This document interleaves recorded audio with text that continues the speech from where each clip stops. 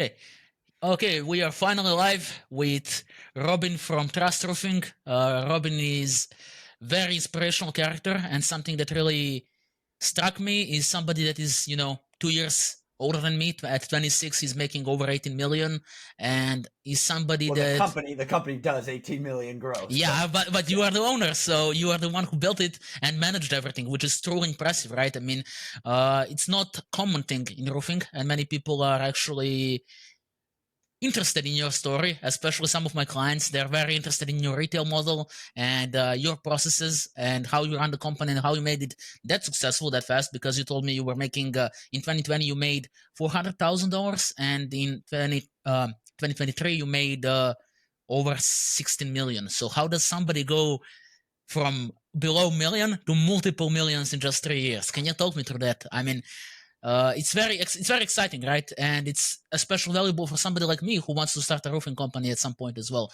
because I believe it's a very You want very to start a roofing company too? yeah. Oh, I didn't know that. But That's cool. yeah, I mean, it's a construction or roofing business, but I'm still learning the topics, and this is why I have this podcast, right? Just to talk about marketing in roofing, but also learn from you guys that are extremely successful in your branches of business. Very, very cool, man. Yeah, so we did first of all, thank you for having me on. I appreciate it. Appreciate the time. It'd be cool. We'll cover a lot of fun topics, hopefully provide some value to people. I think it's cool that you're starting a podcast. That's awesome, and glad to be a guest. So yeah, last year in 2023, we did 18 million in revenue. We started the company in 2020, so that was like our first year. We did about 400 grand. We didn't start. I didn't have my license and all my liability insurance, workers' comp, everything all ready to go until about April is when we did our first job in 2020. So that was a half of a year.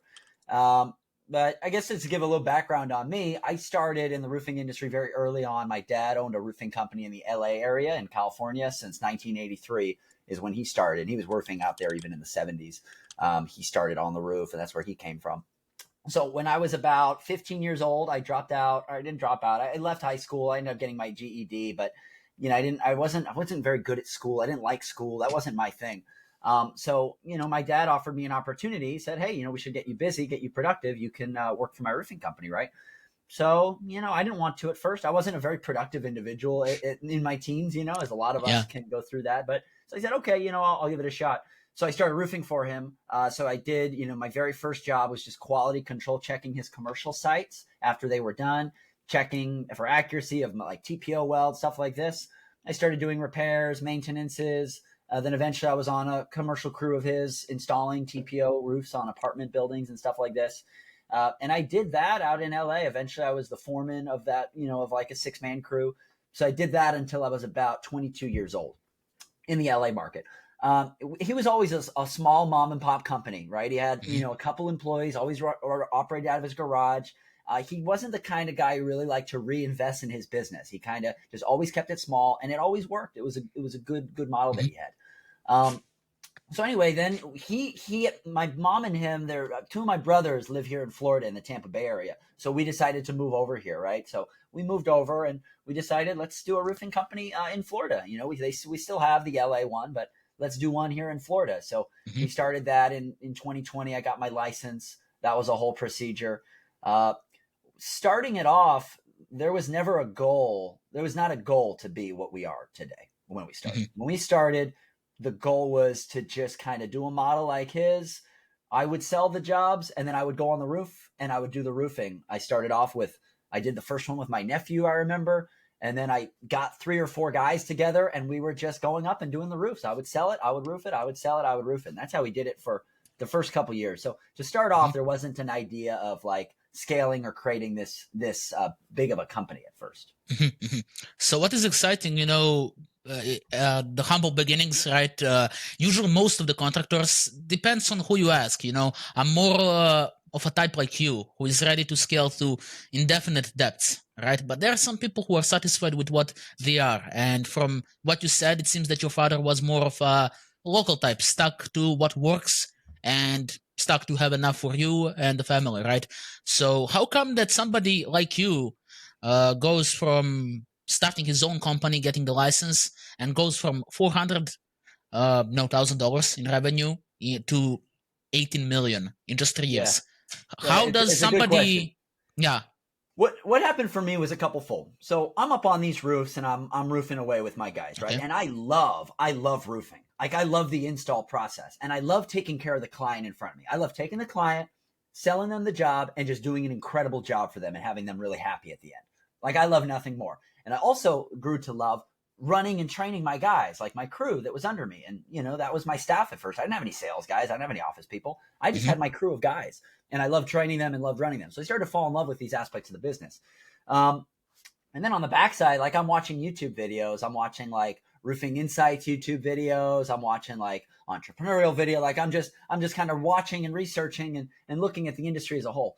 And another thing that I noticed just looking around me as this really small company is I see like private equity coming in. I see the roofing market. Roofing is very segmented. There are just thousands and thousands and thousands of these small roofing companies. And then, now there's like private equity coming in and trying to kind of consolidate it is what I saw.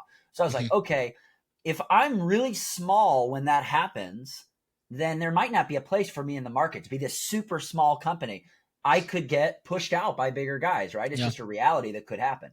So I was like, okay, I don't want to be that because I feel like there's a place in this market for a really good model that puts the client first, just wants to take care of the client and wants to put attention. A big thing for me always was on the labor side of it because I believe that that's what I was selling. I was selling a really good roof install and that's where I put most of my attention. And I feel like that's a place that a lot of roofing companies go wrong on is they put a lot of attention on just the sales and the marketing, but not enough attention on the roof and with the client on Hmm. install day because at the end of the day that is what they're actually purchasing from you.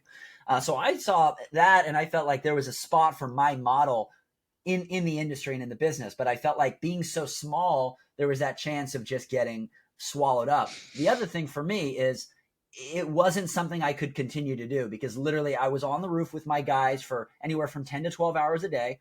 And then I was running the appointments. I was sending the deals. I mean, I was wearing a lot of hats. My mom was helping me in the back end in the office. She was a huge help, but I mean, it was just too much. I was wearing all of the hats. I could not do it anymore like that. So I decided to set out in scaling it and decided to go on that journey with the idea that there was a place in the market for a company that really put attention on the work, on the workmanship, and on the actual roofing side of things. So that was like always my model was going to be in-house crews. We do retail, and I decided to scale it, and that's kind of where it started. That was the Hmm. idea. The first step in scaling it was to start adding some sales reps. We got an office. I purchased an office and a warehouse to start stocking Oh materials. wow. Um, and then we went for it. I mean, it went faster and crazier than I could have in my wildest dreams at the time. It was really really wild, honestly. But I feel like the reason for it and the reason we were able to do it is because again, just the intention on the simple things, taking care of each client in front of us one by one. That was always our intention. And we're far from perfect, right? We haven't been perfect for every client, but that's our intention is to get there and to do that. So when that's your intention and that's what you're trying to do and you work at it hard, it's hard to not have a snowball effect start to go on where you're able to build something out because that's the magic in entrepreneurship I feel like and in capitalism is truly if you take care of the clients the best you will grow and you can win. It's very hard to do that though. It's easy to say Yeah. take care of the clients, but all of the little pieces that go into training your team, into getting the business, doing the business, dealing with stuff is a lot to go into it. So Yeah, absolutely. I mean, that's the main thing that I strive my company as well, right? It's all about the customer relationship, right? If you provide a good service, that's worth millions of dollars. Even yep, if you take some losses, you'll actually grow way further. For example, with all my clients, I tell them, when you are going to a work site, bring some donuts. Feed their dog, play with their dog, play with their children, right? If they are on the site, show that you're a human, that you're not here just because of the money. Of course, we do everything for the money, and it's a business after all, right? We do it to live, but you need to show some human aspect. yeah, And unfortunately, why people usually hire local guys is because these guys are not corporative, right? They are actually taking care of them and are building onto that. And to me, it seems that you have built something that still has insane, customer relationship while actually scaling it to the heights of corporate, yeah. big companies. And something you said a moment ago struck me a little bit, and this is my opinion on it. But like, okay, building this company, of course, I do it for the money, for the revenue. Like, I want to Yeah, grow. I have big dreams. I have big goals. Like, of course. But absolutely. at the same time, there's only so much money that one needs. Like where I'm at in life, I mean, I'm just a relatively happy person. I feel like I can have the things I want Hmm. relatively, and I'm able to live a happy life. Once you get to that point, then there starts to be more to it. And I feel like the guys who are the most successful, whether it be in roofing or in any industry, you start to find and figure out purposes and goals and reasons why you're doing things that are more than just the money, right? Like for me, it's huge. Like I have a huge passion in building my team Hmm. and seeing them succeed. Like the fact that I'm able to have my sister, who's like 24, just crushing it in roofing sales. I mean, Oh this wow. chick at 24 years old is making more than most adults. I mean, really, we're just crushing it, right? I have an 18-year-old gal who sells roofs for me, and she just absolutely crushes it with the system that I've tried to give her and the Oh, training I've tried to impart, and then she just goes out and does the work. So being able to give those opportunities and train my team for me is huge. I love it. I have a passion for it. That makes me really happy. And then the other aspect is just getting out there and doing a really good job for clients, because in the roofing industry, it's unfortunate, but this is a really big ticket item. Like our average ticket's like 20K or so in residential, and in commercial we're talking about hundreds of thousands of dollars, right? absolutely. And for me, there still in this industry, despite that high of a ticket price, there are players and there are roofing companies, it's the minority, but who just don't do, unfortunately, in my opinion, a good enough job, and who don't stand by and behind their work and their promises enough. Like I still all the time will get phone calls. Oh, I got my roof done 3 years ago. Yeah, it was under warranty, but they're not calling me back, or they're out of business, or they're not helping Yeah. me. Like things like this, still a lot of. So when I see that, I'm like, okay, this is the industry that I love. This is what I grew up in. I don't want to see that happening. I want to try to be part of raising the bar in the industry toward more professionalism and just toward a better customer experience and journey. And again, I think that the vast majority of the guys of roofing companies are good players who really do have the client's best intention at heart. It's the minority who, it's a little bit rougher, I Yeah. would say. But I want to be part of really raising that bar and Yeah. setting the standard higher in the industry. So for Hmm. me, that's important, is finding a purpose, finding what you're doing it for, and goals that are beyond just the money. Yeah. Because the money, like you can be incredibly wealthy and you can be incredibly unhappy. And like me, I mean, I'm happy now, and I was happy when I was 18 years old and I didn't have, as much income coming in, or whatever, right? So Absolutely. it's that, like, happiness, it's a mindset thing. It not necessarily that the money, it can help, but it isn't the only thing. So Yeah. So what I really, understand what you meant by that, simply because humans by nature, they're greedy. There is never enough, yes, some of them, but by nature, humans are always greedy and want more, and it's very good that you found an amount that is satisfying you and it makes you happy, right? Because it's all about this battle of having more. It really depends from yeah, person to it's person. a comparison trap. If you are comparing yourself to others, you will never, in my opinion, really find happiness, because there's always someone who's going to maybe have more, or have Yep. something that you don't have and that maybe you want, or whatever, or even the opposite way, trying to compare yourself to people who maybe you think are lower than you for some Yeah. reason, and think, oh, then I'm like, you're never going to be happy doing that. The only way that I found for myself is compare myself to A, who I was, and B, who I want to be. And Yep. really, that you're the person to work for. When I'm Yeah. 50 years old and I look backwards, am I proud of myself and what I did and the actions that I took and in the person that I was and the things that I accomplished? Um, did I do what I set out to do? Did I do what I wanted to do? Was I the person I wanted to be? Yeah. Right? Making yourself proud and only comparing yourself to yourself. Absolutely. I And mean, that's the whole that's a thing. trick, because if you're comparing yourself to others around you, it's really hard to be It's happy, I feel impossible. It's impossible to compete because there is always going to be somebody better than you. like. And I think what you said is it's all And about Kaizen. even better is relative, because it's like, Yeah. okay, they're better, but it's like they're where they're at and you're where you're at.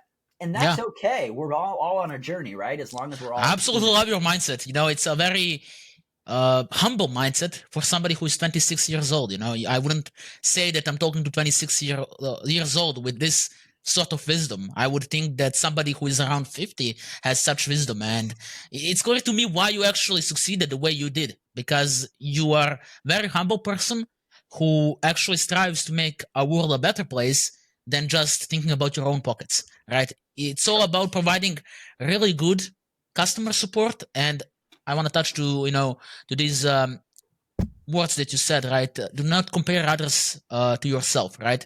I believe that we all should follow something, that is called Kaizen, continuous self-improvement, and always strive to be 1% better each day, right? Yes. Compare yourself to who you were yesterday, not to somebody that is like 50 years old, because they had their time. Just do better for your own. And I definitely love the mindset, right? It's something, and something that is interesting topic to everybody. Mindset is extremely important. Customer support is extremely important. And this is something that I strive to do, just like you. But you mentioned something that struck me, because most of my roofing companies that I work for and work with hire sub crews. So sub crews, and you mentioned that you actually have 70 V2 employees, and it's almost all in-house labor. So is there any benefit to having all in-house labor? Is it cheaper? Is it better? And if it is better, how does somebody do it like you? I wouldn't necessarily say that it's cheaper. And the reason I wouldn't say that it's cheaper is because number one, I'm paying all of the payroll tax.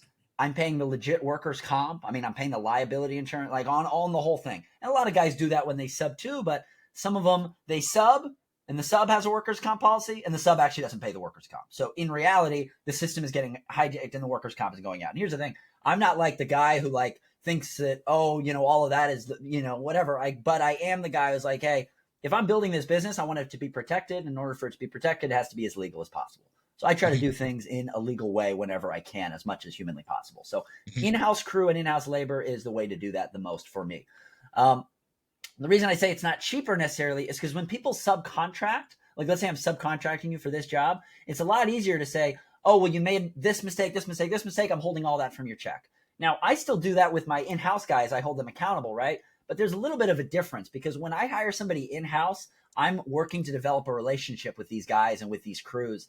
And it's harder to just, do that on their paycheck every single time. It's more of a journey you're on with them. So I would definitely not say that it's cheaper. Also, it takes a lot more management, right? Because I'm doing all of the management of each of these personnel, each of these crews and individuals. So there's a lot of moving parts. What I do on my in-house labor is I still have a foreman who's in charge, and I kind of give him HR authority. So that foreman is, saying who he wants and who he doesn't want and kind of controlling his team. So I'm still making him responsible for that. That way, from an HR standpoint, I'm not having to figure out the turnover on the crews. That's a lot. So the foremen still take care of that. Absolutely. But the number one thing about in-house labor is, here's the thing.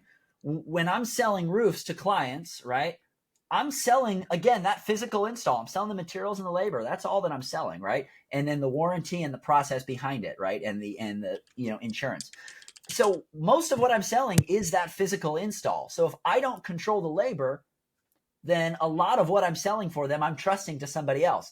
Now that can work, right? Because you can have a sub who's your partner who does a really good job. It's fine. But I don't see how I can get as good of a process and good of an install that way as if I control that actual means of production, which is that labor force. Because when they're working for me, that means they're working for Trust Roofing. They're working for our culture. They're working for, me and what I say we need to do and our intentions and stuff like this. So they're getting behind the culture.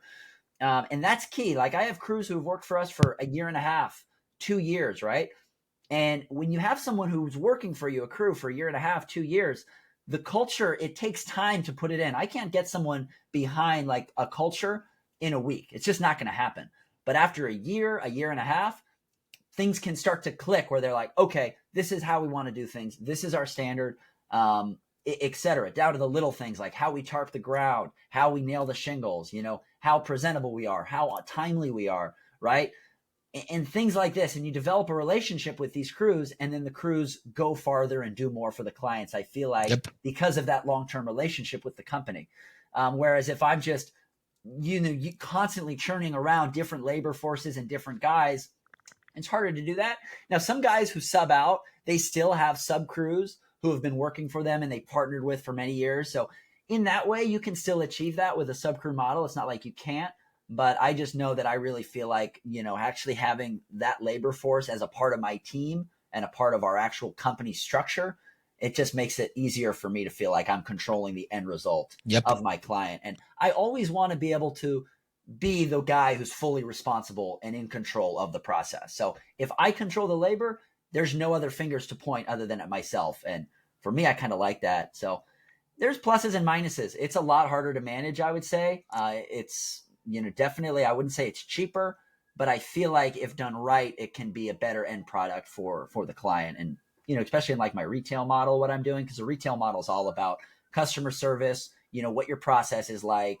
So I feel like I'm able to build more value too in my sales process because of the fact that we do that. So you mentioned that your sister does very well in the sales with the sales processes that you gave her, right? Could you share your sales process? And obviously, if not, because maybe it's a secret, company secret, could you No, give some there's tips to all the roofing companies that struggle with sales? Because there's a company that I currently work for. I won't name them, but I've been told by the owner that we got them 90 leads in the last month, right? However, he said he's pissed because he missed on a lot of sales because his sales guys were not good enough. So, do you have any tips and processes that some company could use to achieve success that you may have in yeah. just 3 years? Number one, I'm gonna go backwards. Something you said, like whether I wanted to share a secret or something. I don't have any secrets. None of what I do is secret. Like you can go onto YouTube and you can learn anything about what I do or how I do it or whatever. My model is really simple. My model is try to figure out how to take care of the employee and take care of your clients. Those are the two main keys in business: your employees and your client. If you take care of those two, you'll end up with a good brand. If you end up with a good brand, good company, you will succeed, right? So Yep. that's my model. There's nothing complex about it, and I don't really have any secrets necessarily. Going backwards though to that gentleman who you work for, that owner who said that he had all these leads and they went out and their sales guys couldn't sell them, their sales guys weren't good enough. What I would do if I'm that owner is I would look in the mirror, because I'm the guy, at the end of the day, as an owner, we're the guy who hires these guys and we're the guy who trains these guys. So it's on us. Either we didn't hire the right people or we didn't train them right, or both. But you have to figure out which one of those it was and then fix that, right? And it can be challenging, and I understand. I've had sales guys who I feel like, man, they missed that deal, and man, and it's human nature to want to point the finger at something else. It 100% is, and I'm not, I still do it all the time, and I have to catch myself, right? But when you're the owner, you're taking ownership, right? You own it, so you got to figure out, okay, what did I do wrong here? Did I not hire someone who was qualified? Did I not train them right? If I don't know how to train them, how do I figure out how to train them? How do I learn, right? These are the steps you have to take. So that's what I would recommend and urge that person or anyone to do, is running into that situation. But to go backwards, like, what is my sales process like? That's a good question. Our sales process, we don't really have like scripts. We don't have like, oh, you have to exactly say this or exactly do that. We have more, I would say, like, I guess frameworks would be a good word for it. Like the standard way, the way we like to go about things. And the way that I look at sales is an educational process. Sales is an empathetic process. Sales is understanding what that person in front of you, that homeowner, because each one is different, or that building owner, understanding what they need and want, what are their concerns, what's their ideal company for this project, what's their ideal outcome, right? Understanding that, you have to fully understand that, and then on your end, communicate to them about your company, your process, your products, and how you can take them to that outcome. I mean, that's the simplicity of sales. That's really all that it is. So a lot of it is asking a lot of questions, right, to understand what they need and want, because one customer might be really value heavy, right? Like they really understand value and they want the best job from the best company. They don't want anything to go wrong. And another client might be really budget oriented. That might really be what matters to them. And sometimes as a company, you might not be able to fit their needs and you might not be a good fit. And it's important to understand that too. But if you can understand what they need and want, and then you're able to communicate how your company can do that, then it also just comes down to, do they like you? Are you a likable person? Because people buy from people who they like. And in order to be Yep. more likable, again, listen to them more. Don't talk as much, right? Understand them, find out about them, what they need. People who listen like that are more empathetic, tend to be more likable, I find. Um, so that's kind of like it for us. I mean, one thing also is speed. I find is very important in sales. So like when the customer first calls, we pick up the phone right away, right? And that sounds basic, but like it's important. If you get a lead, you want to be calling that lead within 30 seconds. That's your time frame, 30 seconds. If it's more than 5 minutes, then you are missing an opportunity, period. Yep. End of story, right? Yep. Because in order to make that incredible first impression, like when I get a lead and I call it within 30 seconds, they're like, wow, this company's incredible. And what you're doing is you're setting the bar, you're setting the pace for how they should expect the rest of the process to be. So everything you do in the service industries, it's got to be quick, it's got to be speedy. So, once you take that call or you do it, then we book an appointment within 24 hours, right? We want to be quick. Once we see them and once we're talking to them, like for us, we're able to do roof replacements within 2 weeks. Oh, well. Repairs we're able to do quicker. So we make it so we don't have long timelines. Because again, people want things quick. People want things Speed fast wins. and easy. This convenience is huge. So Yeah. anything that you can do to build that in and make your company easier to do business with, I would say is vital. And anything you can do as an owner, like what are you doing for your sales team to provide value? Why would the customer go with you? Like I remember when I used to, when we first were starting here, the name of our company wasn't Trust Roofing. We didn't even have this brand yet. We started this brand. We were originally T&G Roofing and we switched to Trust Roofing about 2 years ago. And when we would try to sell roofs for T&G Roofing with no Google presence, very little word of mouth, not a brand out there, it was so much more challenging than selling roofs now with like the brand we've created. So Yeah. I would ask, and I would say there's a lot of importance in building value in your brand, building value in your processes, building value in, who your company is and what you guys do. And that'll make it a lot easier for the sales reps to get out Man, there. Robin, you are dropping some golden nuggets today, and we are only like 28 minutes in, and you have been giving everything that I tell to all my, roofers that come to be interested for Roofers Edge, right? So what we do for them, because it's so important to have this 30-second call. We install the call center, we install AI automations that actually respond to them as soon as the lead comes through, right? And it's so important that everything you said, because speed wins, people don't have attention spans anymore, right? Because of the TikTok and everything, right? So average human nowadays has around 8-second attention span. And if you're not fast enough, they'll forget. So I have the clients who actually call the leads 1 or 2 hours after. It's too late.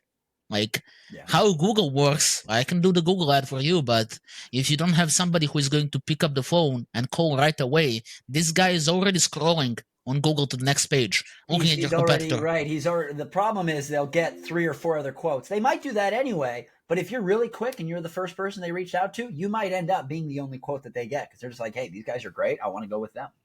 Yeah, exactly. I mean, that's the thing.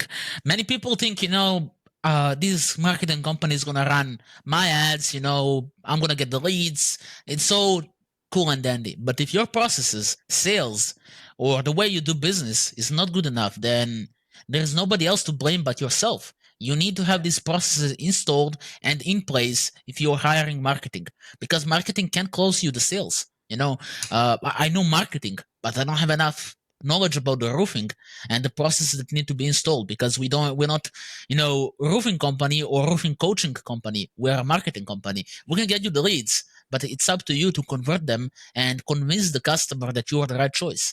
And people think, if I hire a marketing company, everything is going to be cool. I'm going to be rich. I don't need to do anything. It's a wrong mindset. And I actually, that's something that everybody needs to work on and focus on. I mean, you told it the best, best yet, right? I definitely, yeah, it's so amazing, right? So, to touch back to the marketing, can you talk me through that? Because you're a younger guy, and I know that you work with Tim Hook. So, why did you decide to go with Tim Hook, and why do you think Tim Hook has the reputation he has, right? Because I would go on all these groups, and everybody recommends him. Why Tim Hook? And what's somebody that does marketing like me? What should we do to become the next Tim Hook? Oh, your company? That's a good question. Yeah, I mean, the reason I went with him is because he was highly recommended in the roofing space. exactly. Someone I saw on Roofing Insight seemed highly recommended, right? He's niched. They're niched into roofing. So whenever someone's niched, like that kind of tells me, okay, they put a lot of time and energy and attention on servicing that niche of roofers. So whenever that's the case, that's a really good thing, right? So I saw that in that company. They were definitely not like a budget option, right? Like they are a premium marketing agency for sure. But I knew what I wanted to do, and I knew what I wanted to build, and I knew the value in having a good website and a good Google Ads team and SEO team working on my Google and SEO. And I knew the amount of work I was going to put in on the ground with the sales team, out on the appointments, et cetera. And I knew I could do the work to make that make sense. So, I felt like, I don't know. I felt like it was a safe option because he's worked with a lot of other roofing companies that agency has, and a lot of them have seen success. And definitely, they've done a great job, and we've been able to scale. I started with him.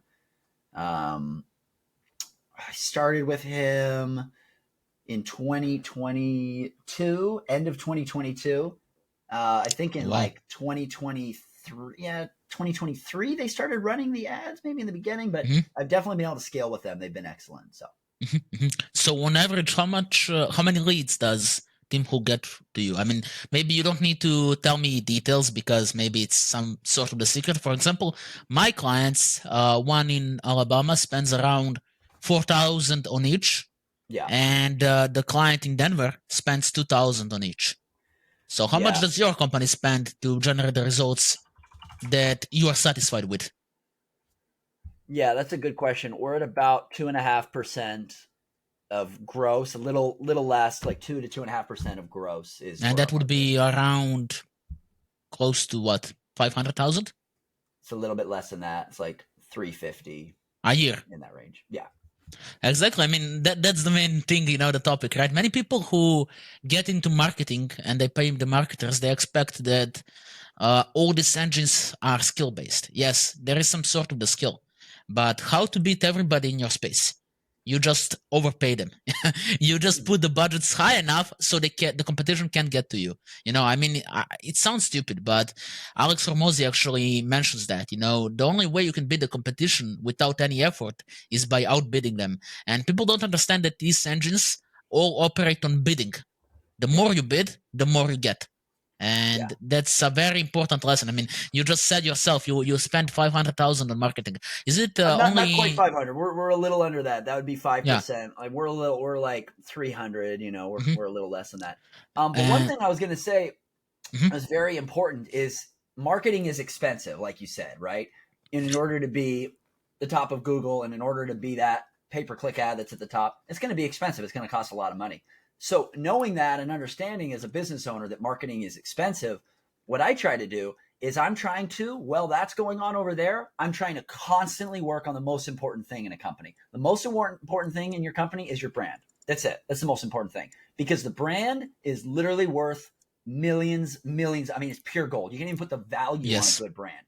So that's the number one thing that I'm constantly trying to work on, because I understand that if the brand builds, if our reputation builds, if our impact in the marketplace builds, then the marketing and the percentage of revenue that I have to spend on marketing will decrease in order to get the same result, because the brand is stronger. So now each marketing dollar, right, will be as usable and as good as the brand behind it. If you have a really good brand like Coca-Cola, I mean, you market it and people are, oh, Coca-Cola, they know that brand.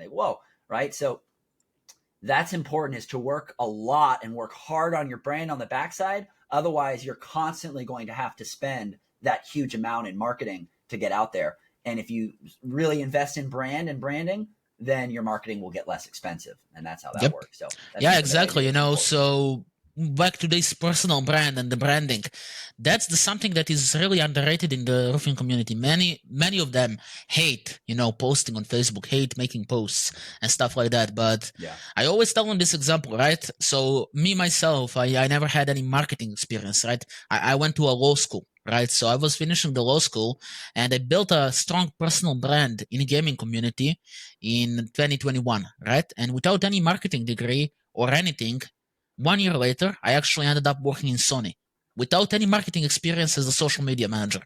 And that's why I tell them, branding is everything.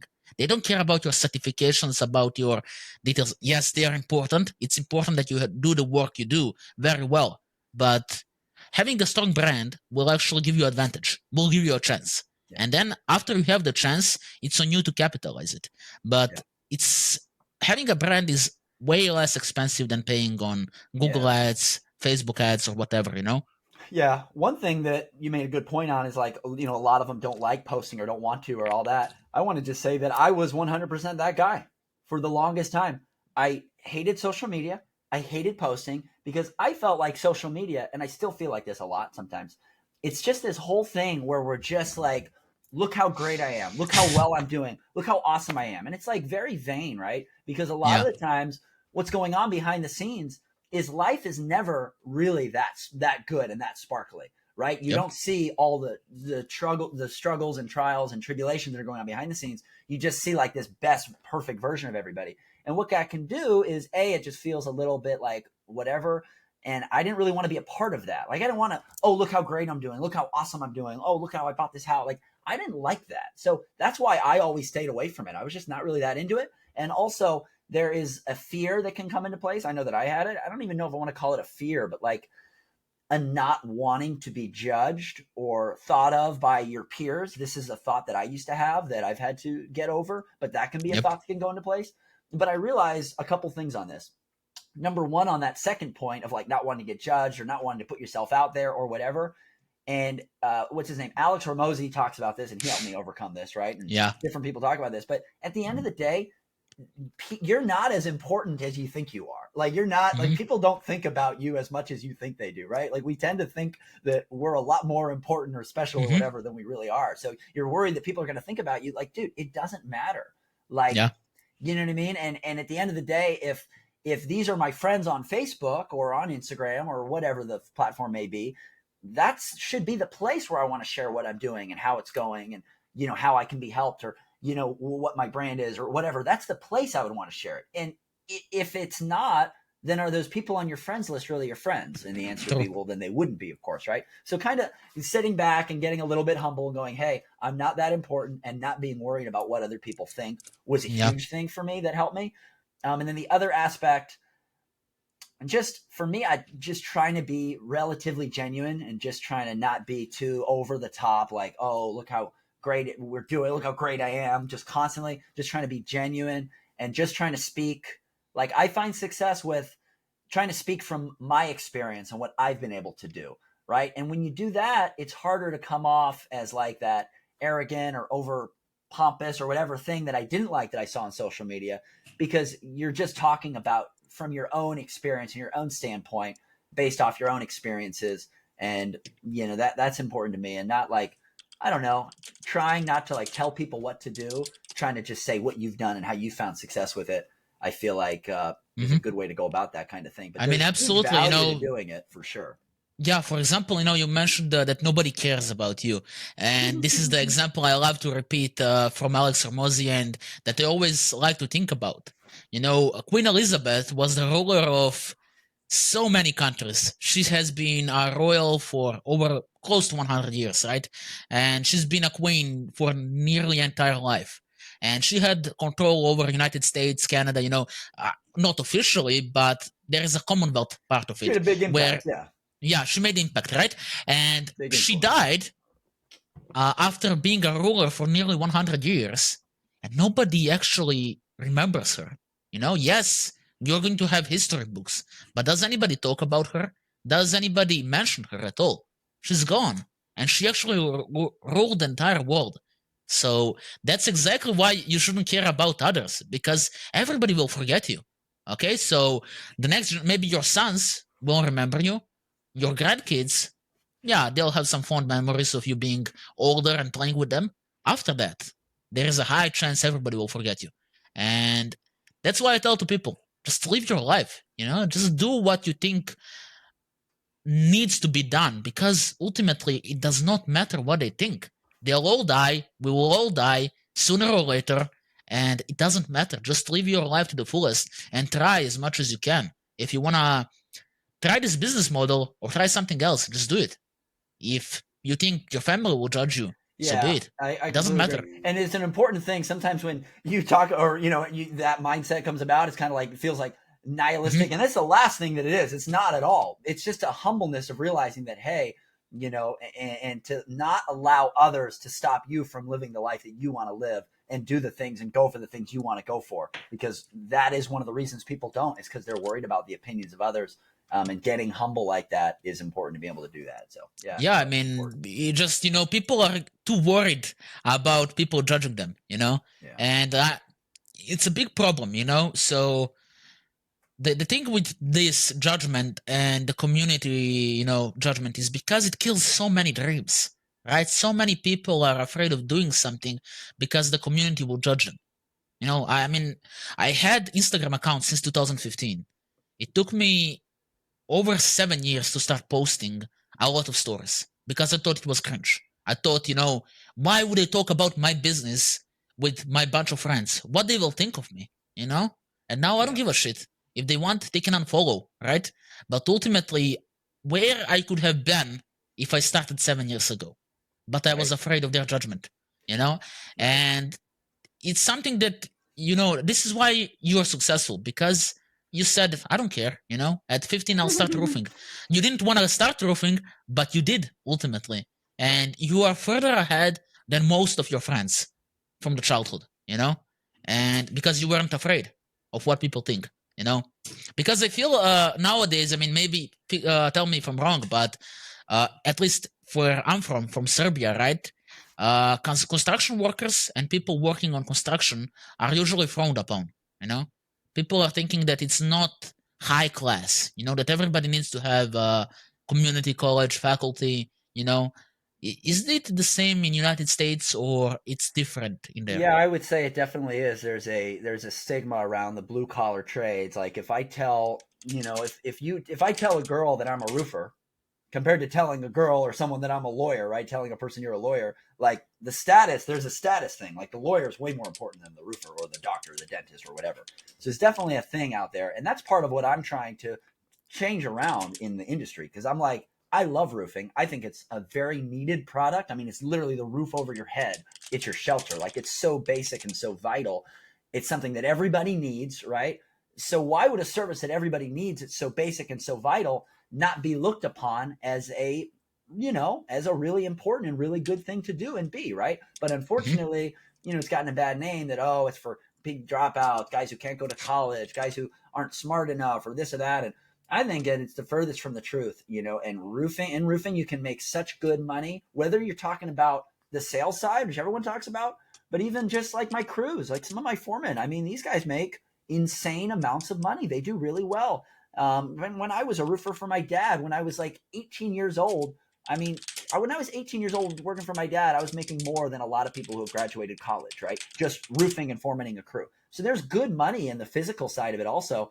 And even in the office side of it, executives, salaried employees, like it's a really good business and a really, really important industry. So I'm trying to kind of be a part of changing that around. And I feel like that is coming. Like I see more and more people talking about the importance of plumbers, electricians, roofers, carpenters, general contractors. Like I see that in society starting to switch a little bit, which I really like, because we need more good young people who want to get involved in the trades, who want to learn, who want to create a career path out of it, right? I mean, you can take a path like me where you start roofing when I was, 15, 16, do that for a while, move into sales, move into project management, own your own company. I mean, there's so many different paths you can take, and it's a really worthwhile and needed industry. We need more good people. There's a huge shortage in the labor pool right now. So I'm trying to be kind of a part of also spurring that up and getting more young people into it who are good people and want to do a good job and all that stuff. So,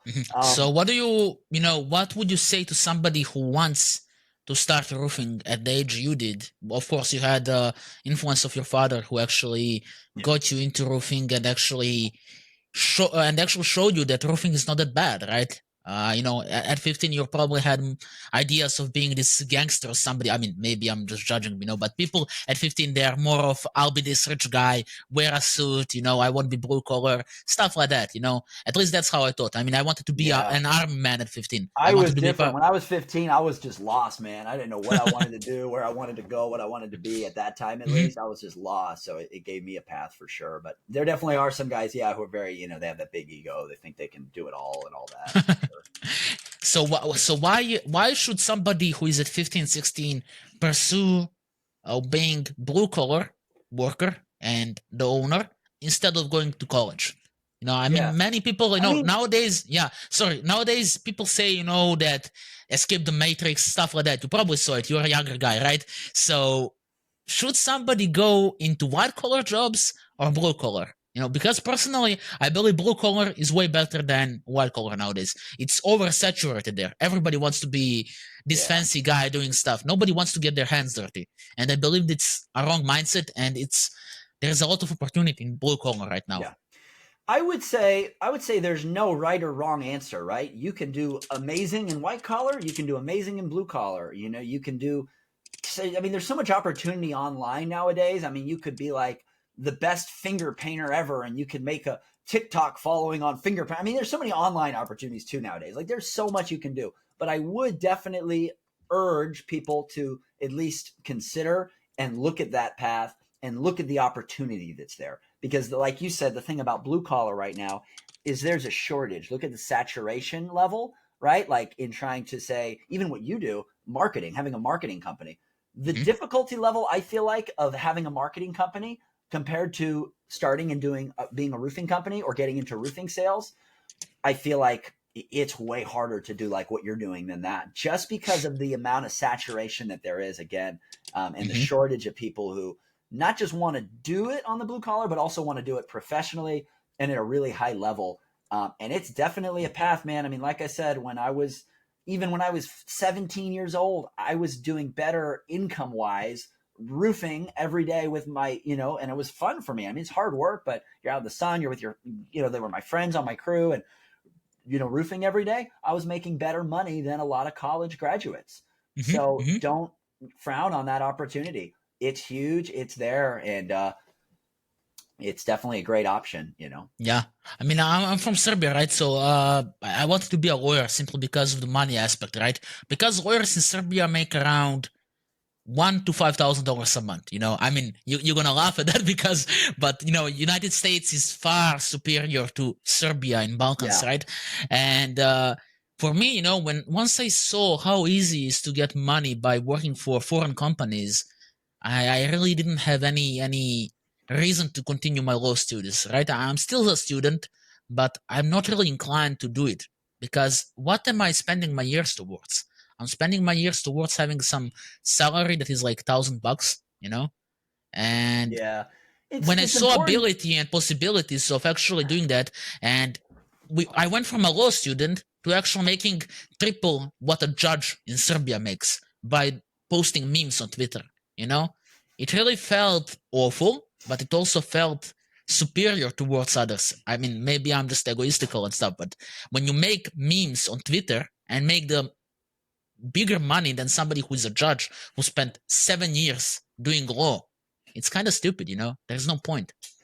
Yeah, yeah, it is. It's very, very interesting. I mean, I don't think there's anything wrong being a judge or being this or anything. But the thing is important is deciding on your path and what it's going to Yeah. be from the outset. The mistake that I see a lot of people make, I feel like I've seen some of my peers make, is going to college but not having that outcome in mind. Like, okay, I'm Mm. going for 4 years, then I'm going to do this. It's going to lead to this, boom, boom, and just kind of going because it's something to do or somewhere to go. And then you end up out, you're in a lot of debt and you didn't have a plan. So you Yeah. didn't, right? Because if I go to college, I'm only going to get as much data and I'm only going to grow as much as what my plan is. And am I actually there to learn for a reason? If I'm there because I'm like, hey, in 4 years, I'm going to create the coolest marketing company ever. And that's why I'm going for 4 years for marketing. I'm going to get all this knowledge so that I can go and do great in marketing. Oh, then you probably would do great going to college for marketing. But if you're going to college just because, like, hey, that's what mom and dad said I needed to do, or that's kind of seems like the thing to do, or, you're not going to get and reap the returns out of that investment. And I would also urge people to, there's a lot online that you can learn and do. I mean, I learned everything that I know about running a business. And I don't know it all by any means, but I know a thing or two. And everything that I've learned about running a business, leading a team, selling, communicating, across the board, just a ton on YouTube online. So just realizing that opportunity is there also, I would say. Absolutely. So I just got a message from the client, right? He said, "I'm super interested in his retail model. Have we actually spoke about that, or is there something we missed on?" I don't think we really touched on the retail model too much. I mean, I can touch on that. Yeah, So please do. for me, when I was in LA roofing with my dad again, right? That's all that LA is, the California market, because there isn't a lot of wind, there isn't a lot of hail. The roofs get really old and they get replaced. So that's all we did was retail. That's the model that he did. That's what I knew. That's what I did. So when we came over here, and also in California, you have to W-2. You really can't subcontract out like that. Yeah. Everyone has to have a license. That's how California is. So that also led me to, when I came over here to Florida, I was just kind of like, hey, we W-2 everyone in house and then retail. That's all I knew. I didn't even know insurance was a thing, right? So, and I'm not saying that insurance or retail, one is good, one is bad, one is better, one is the other. I just know that I know retail. So that's the niche that I have gone after and what I've done. What I like about retail is I get to work with people and I like people a lot. I don't like insurance companies. I mean, some people do, maybe. I don't know. I don't like insurance companies. I don't like the insurance industry. I don't want to Mhm. work for it and with it. It's just not my thing. Eventually, I'll probably change that and we'll start working on that too, because it would be smart to be diversified. But at this size of business, I've been able to carve a niche out of just doing retail. That's been really cool. And the thing about retail is, again, working with people is nice. Your price isn't dictated. There's no insurance company that's dictating how much you can or can't charge. So you're free to kind of create however you want. I would say on average, the payout in retail is less than insurance by a bit, but you don't have to do all the back end work on the supplementing and on that. The cash flow in retail is quicker because I'm done with the job, I get paid. I'm done with a job, I get paid. There's no waiting for the insurance company, waiting for the reverse mortgage company. Yeah. You It know, takes 2 months. Yeah. yeah. There's none of that. So the cash flow is very fast. And that's just the model that I built. The thing about retail also is that uh, really taking care of people and doing the brand play that I'm trying to do really works in retail because, again, we're working for people. And when people are spending $20,000 retail on a new roof, they really want it to be done well and with a high serviceability. Whereas when somebody's just paying $2,000 deductible for their roof, it's not, they're just not as linked to it. It's not as big of a deal. So that's kind of how I feel like companies who really focus on insurance, that customer service aspect and that process being really smooth isn't as important as on the retail side. Because on the retail side, again, they're spending $20,000, or at a commercial building could be hundreds of thousands of dollars. You really need to be on the ball, I feel like. So that's kind of, I feel like doing it on the retail side has helped me build my brand more because I've had to be more service oriented, more quick with everything, just because they're investing the full cost of the roof. Yeah. One thing right now in Florida that drives retail a lot is insurance companies and the insurance industry canceling people's roofs. Like literally, a roof might be 15 or 18 years old and it's not even leaking, but the insurance company writes a letter, says, hey, you have to replace your roof. So that's something that's been going on a lot, which I think is not cool, because Mhm. if the roof isn't leaking and you're just forcing the client to change it, it's like, I don't like that, but that's something that's Yeah. going on that drives the business a lot. In Florida, we get tons of big rains and stuff like that. So, Mhm. people will have leaks, they'll have issues, they'll need emergency repairs. So that drives retail a lot. Mhm. And again, it's not that retail's better or insurance is better, but I would say that I've been able to carve a niche out in retail. So everything that I do is centered and focused on that. So that allows me to be niched into retail. Whereas if I started trying to do insurance right now, I might get distracted from what has worked there. So I would say that whichever model you want to go after, find out what you do really well and what works really well for your business and where you're able to, succeed, and then really focus on that. Don't let yourself get distracted. That's something I've made the mistake of many times, Yeah. is getting distracted by the shiny thing there, here. Oh, I got to do a siding job there. I got to New do business some model. stucco there. And you get distracted and then it always doesn't work. Why doesn't it work? Yeah. Because you're just not good at it. Like I'm Yeah. good at retail roofing. I'm good at TPO and shingle replacements. I'm good at metal and tile. On a Mhm. retail scale, I'm able to do it quick, fast, and I'm just focused on trying to make that as good as possible. So whichever niche you're going to go after, whatever you're going to do, just make sure you can do it well and then focus on it, I would say. Mhm. So, to wrap it up, because we are already over the limit of the time you have, what is one lesson and one piece of advice you would give any roofing company right now that could have sped up your process to 18 million that you make now? So something that if you knew 3 years ago, you would build what you have now in just a year. Is there, does that I don't know. I don't information know how exist? I mean, doing this fast has been really challenging. One thing that I didn't talk about in this whole thing, which is the 100% key. It's the 100% most key thing, guys, is for me, it's just doing the work. And I know that doesn't sound very special to say because it's not. It's what everybody says. But like literally to build this company, I wake up at 5 in the morning and I put in the work, man. I mean, the weekends, right? Like I have put in so much work to build this company. And that is the key at the end of the day is putting in the work, but then also being intelligent about putting in the work as much as possible. What I mean by that is figuring out how you can delegate, how you can get really, really awesome team members and awesome individuals who want to help you build their company and who want to, do big things, and then making sure you incentivize and take care of those people, because that's like my company is everything. For me, the employees of my company are everything. Like we wouldn't be where we're at without them and all that they do. So making sure you incentivize that and create a really good and meaningful, purpose for your company, where it's going, so employees can get behind it. And then make sure that your employees are growing along with you. I would say those have been my, some of my biggest keys to success, but it really is putting in the work. You know what I mean? When there's that lead on that Saturday, take the call when the other guy wouldn't. When that sales rep needs some help, go ahead and help them when somebody else may not have, right? It's just those little bits of work consistently that compound and, create success, I would say. So that's the number one thing is work hard and, and have good intentions and know where you want to go, and the rest will follow. So Amazing. Yeah, I definitely agree. Like you have been definitely the most knowledgeable roofing or roofer company that is visiting this podcast, and I'm very thankful to have you on. It was a pleasure, and we should definitely run it back at some time. Maybe sit for a longer episode if I go to the United States at some point. Have it in real life, right? So thank you so much for being part of it. And yeah, with that, I'll end the episode. But feel free to stick around, Robin. I have a few questions for you, if that's fine. yeah, no problem. Thanks for having me, man. I appreciate the opportunity. Okay, there we go. I mean, I ended up the record.